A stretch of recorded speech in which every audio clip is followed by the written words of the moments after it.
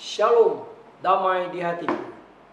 Kembali berjumpa dengan saya Pendeta Jonathan F. Lupulala pada hari Minggu tanggal 12 Mei tahun 2024.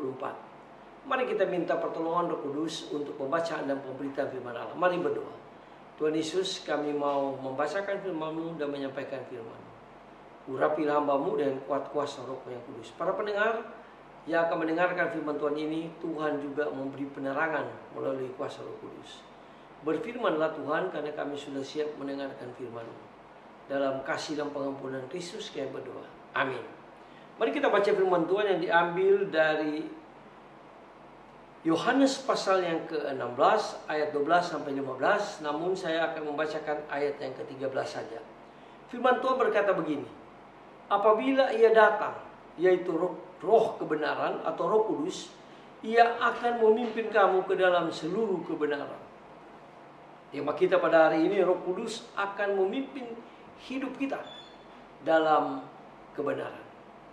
Nah, saudara-saudara yang saya kasih dalam Tuhan Kristus, kita baru saja merayakan kenaikan Tuhan kita Yesus Kristus pulang ke surga. Lalu ada pencurahan Roh Kudus selama 10 hari.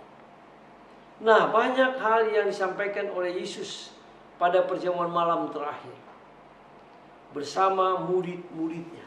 Namun, menurut hemat saya, dari seluruhnya itu, janji akan Roh Kudus menjadi puncak dari seluruh pembicaraan Tuhan kita, Yesus Kristus. Roh Kudus adalah roh Allah sendiri, yaitu roh kebenaran. Roh Kudus akan memimpin manusia yang percaya pada Kristus dan seluruh gereja kepada kebenaran yang sejati. Nah, saudara-saudara yang saya kasih dalam Tuhan Kristus, Roh Kudus akan menuntun atau memimpin manusia untuk mengenal Allah Bapa dan mengakui bahwa Yesus Kristus adalah juru selamat dunia. Itu dijelaskan dalam Yohanes pasal 4 ayat 23 dan 24. Nah, saudara-saudara yang saya kasih dalam Tuhan Kristus, kekuatan hidup manusia dan gereja adalah Roh Kudus. Kita manusia memperoleh kehidupan baru karena Roh Kudus. Gereja bertahan hidup sampai sekarang karena Roh Kudus. Roh Kudus senantiasa membimbing gereja dan orang percaya berjalan melintasi zaman dan tempat sampai ke seluruh dunia.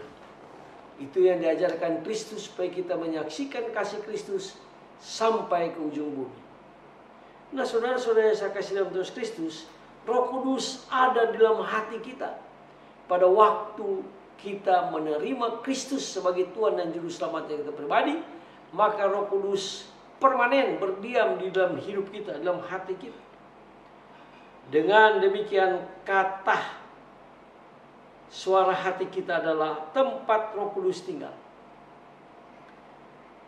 Mari kita senantiasa terbuka akan Roh Kudus dan membuka hati kita agar Roh Kudus selalu tinggal bersama dengan kita. Roh Kudus akan menuntun kita untuk tahu membedakan apa yang baik dan apa yang jahat. Roh Kudus akan menuntun kita kepada kebenaran. Makanya Bill Bright, yaitu pendiri kampus Crusade for Christ, mengatakan berhasilnya satu kesaksian hanya kita menyampaikan kasih Kristus, hanya menyampaikan berita Injil kepada orang berdosa, dan hasilnya kita serahkan pada Roh Kudus. Karena yang membuat orang itu bertobat percaya pada Kristus bukan pendeta, bukan majelis, bukan penginjil, bukan hamba Tuhan, tetapi Roh Kudus.